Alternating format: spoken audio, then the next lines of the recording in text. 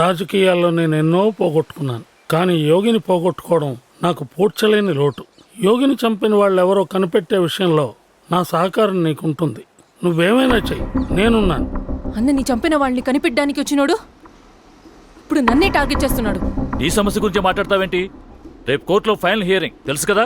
Final hearing లో submit చేయడానికి factory వ్యర్థాలను ఇంకా తొలగించలేదని జాతీయ పర్యావరణ సంస్థ పంపించిన ముఖ్యమైన ఎవిడెన్స్ ఇదే.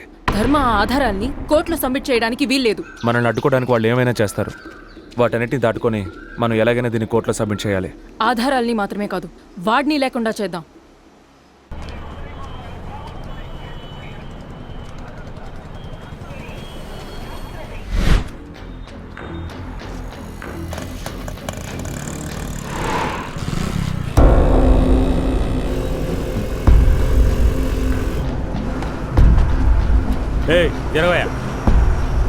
అన్న వీడి కోర్టుకి వెళ్ళట్లా, ఇంకెక్కడికి వెళ్తున్నాడు. ఫాలో చేస్తున్నా.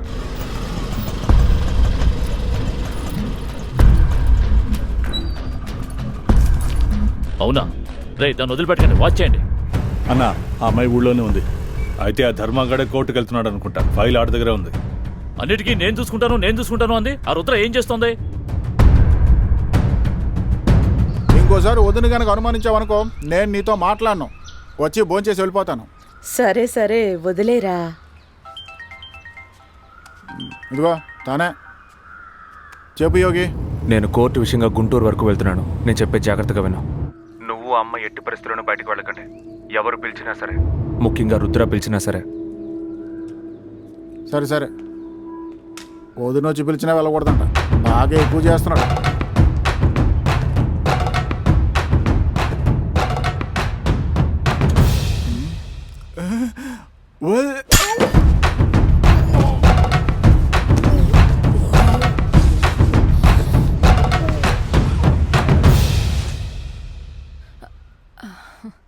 రేపు నేను సెంట్రల్ మినిస్టర్ అవ్వబోతున్నాను. పదవీ స్వీకారానికి మీరుంటే నేను చాలా సంతోషిస్తానమ్మా.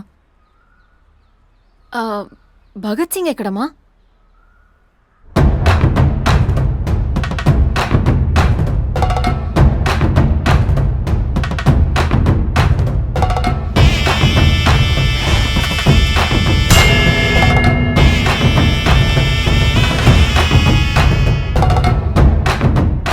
యోగి తనను త్వరలోనే పెళ్లి చేసుకుంటానని చెప్పాడు.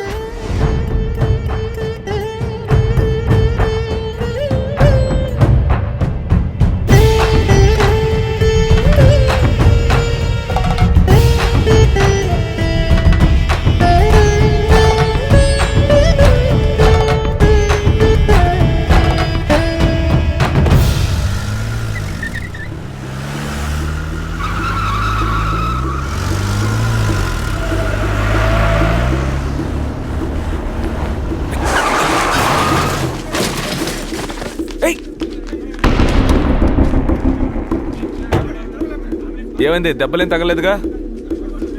సరే ముందు పక్కకు తీసుకెళ్ళి ఏమైందో చూడండి. మీ అమ్మ నీకు ప్రాణాలతో కావాలంటే నేను చెప్పిన చోటికి ఫైల్తో రా.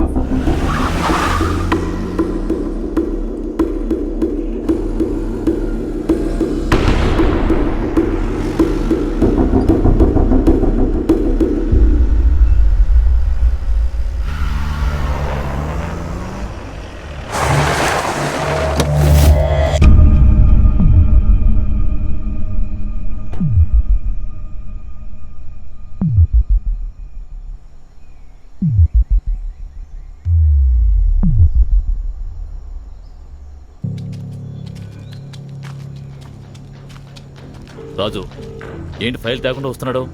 ఫైల్ ఎదురా?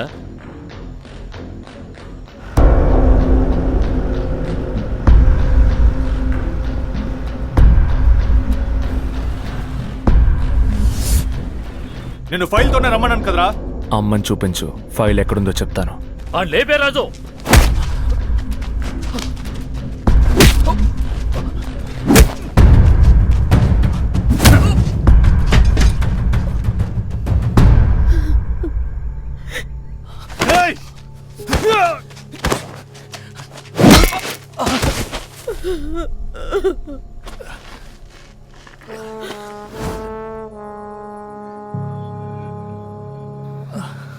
మీ అన్నయ్యని చంపింది ఎవరు ఎవరు ఎవరు అని ఇన్నాళ్ళు వెతికావుగా,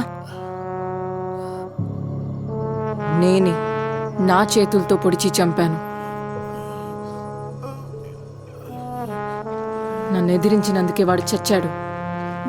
ఇప్పుడు నీ చావు కూడా అంతే.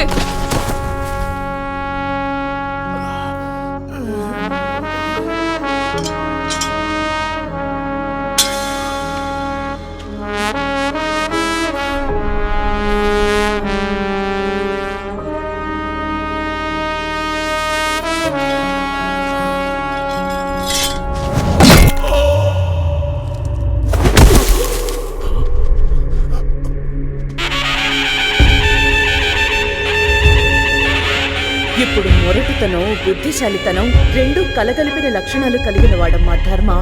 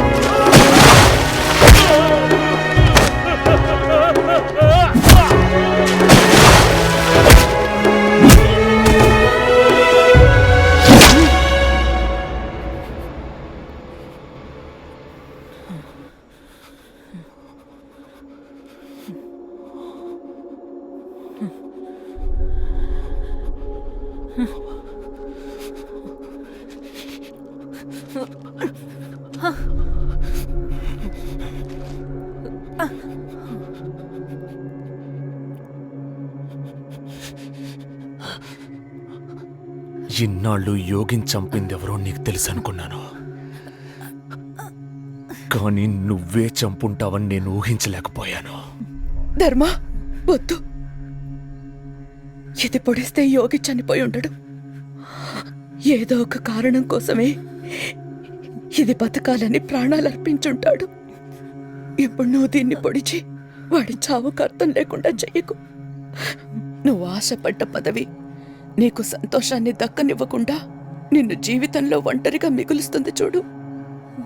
అప్పుడు తెలుస్తుంది నీకు యోగి విలువ. రా ధర్మ.